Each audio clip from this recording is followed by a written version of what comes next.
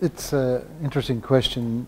I thought, obviously, for mine being part of it in different facets, interesting thing is to reflect on what we've got. We've got something extremely precious. It's in fact very valuable to us, and it is also treasured and sought after.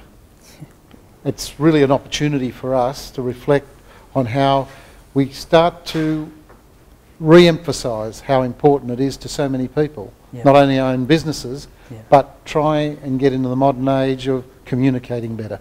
Fantastic. Thanks, Rob. Sharon, I haven't picked on you at all today, but I'm going to pick on you now. I was going to get away on stage.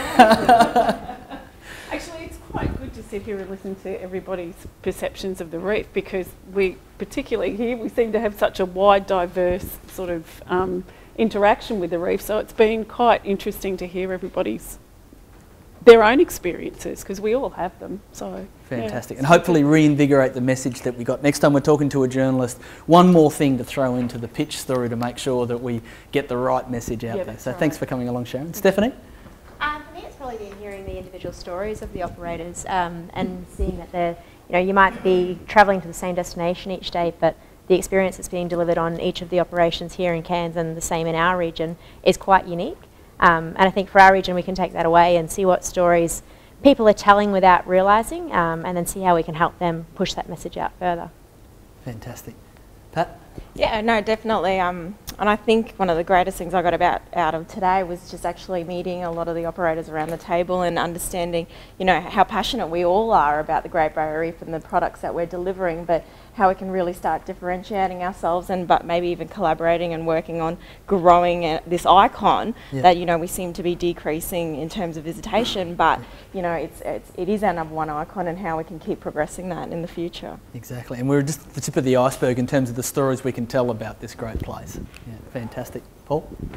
I'd just say competition is fierce for leisure travel and leisure dollars, and we have to, as tourism operators, have workshops like this to build professionalism, content, and our ability to deliver service. So, good job. Fantastic. Thanks, mate. Robbie?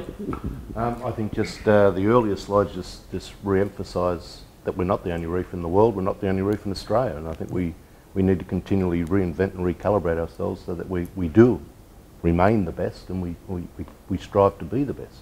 Fantastic. Thanks, Robbie. Alan? Mark, I think what I've gotten most out of this is the idea of thinking about a theme. I think it's very, very easy to get focused on how to become more efficient in what we do and forget about why we got into this industry in the first place, which is to deliver fantastic experiences. And so what I've taken out of this is to kind of step back and think about a theme and how I can apply that into our vision, mission, and how we're going to actually achieve that. So yeah, you definitely met my experiences. Thanks, Mark. Fantastic. Thanks, Alan. Sorry, I've forgotten. Russell. Russell. Yeah, no, it's nice to get in the room and just hear what everybody has to say. It's just nice to be with people who are obviously as committed as we try to be. Yep. And don't forget that passion that everyone else has. So let's get out there and tell that story. Adam? I guess for me, it's, for most of us in the room, for the guests that we have on board or in our products, we've only really got one chance to make sure that they leave our products in the region with an unforgettable experience, and we should always be striving to make sure that we do that in every facet of what we do throughout the day. Absolutely. Yeah, we do only get one shot at it. Alex? I think for me, as a researcher, it's great to see people talking about these things and coming together, and also it's a chance for me to reflect on how we need to communicate with industry as researchers, because one thing that Rob was saying about the opportunity to retell people about your experience, that's only about a third of what makes retelling something good. It's the person's reaction to what you're saying, which makes it salient, memorable, a feel-good factor of telling someone. So we need to be communicating the mechanisms behind what you're doing, why it works better to you, so that you can fine-tune it. So finding a way that we can do that, I think is really important. Fantastic. Thanks, Alex. Paula? Yeah, probably just the importance of how we can stand out from other regions in Australia and the world, and getting our staff to be enthusiastic about engaging with the new set of visitors we get every day. Yeah, yeah. And keeping fresh and excited about it. Yeah. With that view that, as Adam said, for us it's another day, for them it's the one day, isn't it? It's the one chance we get to create an ambassador, and we have many, many opportunities across the Great Barrier Reef to do that, and we've got to take every one we get. Yeah. Fantastic. Max? Well, I suppose I've really picked on the challenge to all reef operators, and having been there in the past myself, but out of today what I've picked up on is that we need to deliver personal enlightenment on the world's greatest reef to every single visitor to our attraction. And Sam said it right at the beginning, he had a personal experience. Every person that goes to the reef here experiences it differently. And we've got the challenge that we have to give them the tools, we have to facilitate that each one of them experiences their personal, or gets their personal experience in some way. Yeah, fantastic. I love it. I was going to try and write that down, but I just realised that I've got a cameraman, so I've got it right there. Rod? Yeah, no, I think it's been well worthwhile. I think it's easy to get caught up in doing what you do, especially in the current environment and the youth adventure market especially, which is what I guess the dive operator side of us predominantly deal with. But it's good to get out and sort of hear it all and remind you that you've got to, you know, like this whole saga, the whole saga's not the right word, the whole presentation's about, or the forum's about, is finding a reinvented or a reinvigorated USP for what we do, basically, you know. So no, I think it's been good. Fantastic, and the workbook is there to try and help you on that journey, and I look forward to seeing a video so that we can come and help you out. Margaret?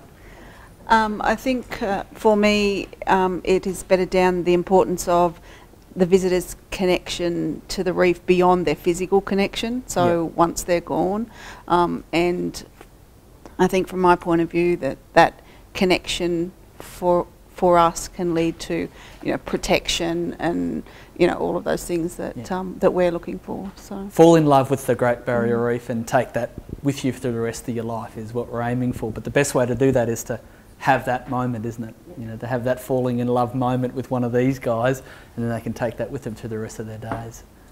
I think there's a real opportunity here for every organisation to use not just their marketing department. There's so many facets of a business, which is, you know, and maybe they're not in connection every day with a customer, but they're in connection with the experience that the whole business is offering.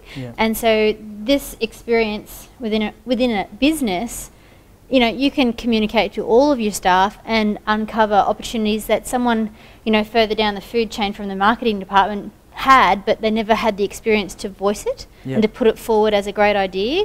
And it's a great opportunity for the region to stop and smell the roses and go back to the basics about why we all live here and the experiences and why we're in the business that we're in. Because sometimes I think people get caught up in the facts and the figures and the numbers and the bums on seats, but they're forgetting about what's the core experience. Absolutely. Thanks, Simone. Harriet?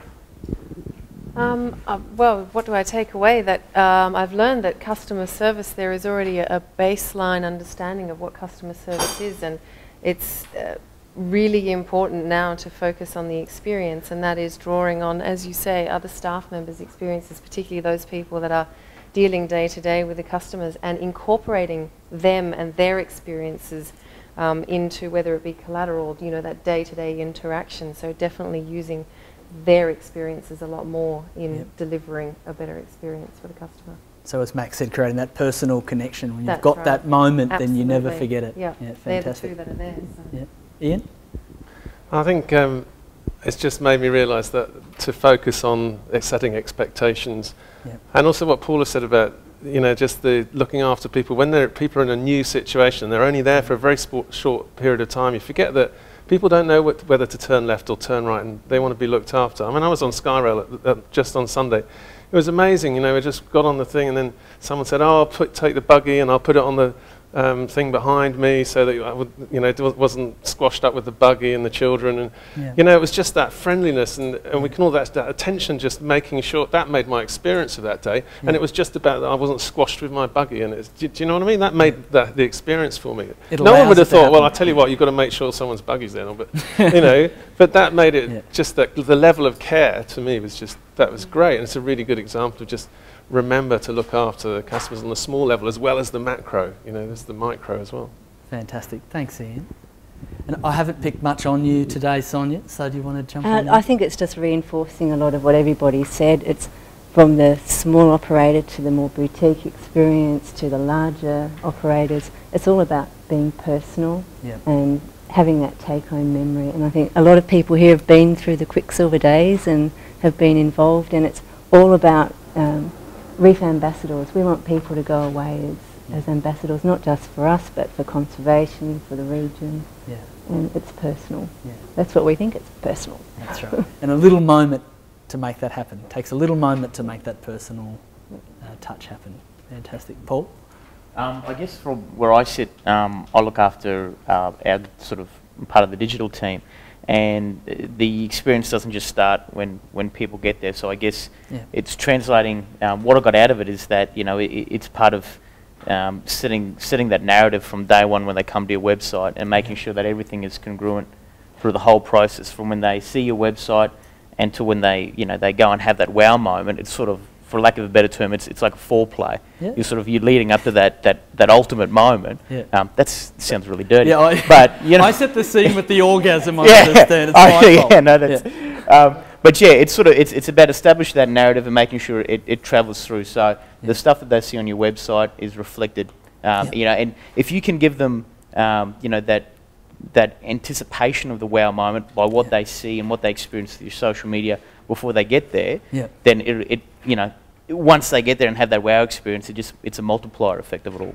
Absolutely. And we think about the multiplier that Sam Ham talked about, the cards with the fish, the invisible fish. Then you get in the water and you see one, and 7 years later you can't wait to try and show someone one, because you want them to have the same moment. That's what stays with you. So now that we're in a digital age, it's a matter of how we scatter that through. I'm really, really pleased that came away from today. That's fantastic. Sarah, I haven't picked on you at all today. I think what everyone said is fantastic. I suppose for me it's just, we're having to, adapting to every single client. So everyone has different expectations, and just getting to know our clients and our consumers. That for me, when I think about all the greatest experiences I've ever had, is just someone taking the time to actually find out a little bit about me so that they can meet my expectations of what the experience I'm hoping to have is about. I think today's been fantastic. Fantastic. Russell? I'm a great believer in the power of human contact, and I think all of the operators here are staffed by people who love being here and love what they do, and so they've got the fuel. We just have to try and find the formulas and the tools to set the scene for those people to give our customers the experience that they want. So I think we've got all the makings. It's just piecing it all together. Yep. And we hope that through the guide and through the material that you've got from today and the presentation, that you can take that back and evangelise this idea within your own organisation. Whatever you do, don't leave any of the fish or guidebooks behind. Is that all right? If there's one that you want to take away, or if you need another copy, give us a bell and send them on. Take them to your staff, give them to the people who need them. And also don't forget to tell us what you thought of today. So take a moment now to tell us what you thought, what was important, and how we could improve this in the future. David? Yeah, look, thanks Mark, and thank you everyone for coming out tonight. Jeff was saying a couple of years. This project, I was just thinking, it started 4 years ago, and it was at one of the reef advisory committees that I was sitting on with Cole McKenzie and Tony Baker and whatever, and we were lamenting the stats that were in front of us and how the marine tourism industry was suffering, and we knew that the Great Barrier Reef was still an aspirational destination, but we just weren't converting it, and the project started there, and then we managed to scrape a bit of money out of the federal government, and we started this project on looking at this experience development strategy to say, well, what is our point of difference? Because we knew we had to get back to basics and say we know we've got this fantastic reef, but what is our point of difference in a very cluttered marketplace? And I remember the first thing I said to Mark when Mark got the job, I said, wouldn't it be great if every operator, whether they're briefing someone on a bare boat or they're going out on one of the big boats or they're going out on a little dive boat, if every operator, when somebody got on the boat, everyone sort of said, welcome to the best managed reef in the world, and the operator straight after said that, look, that's a bold statement, but I hope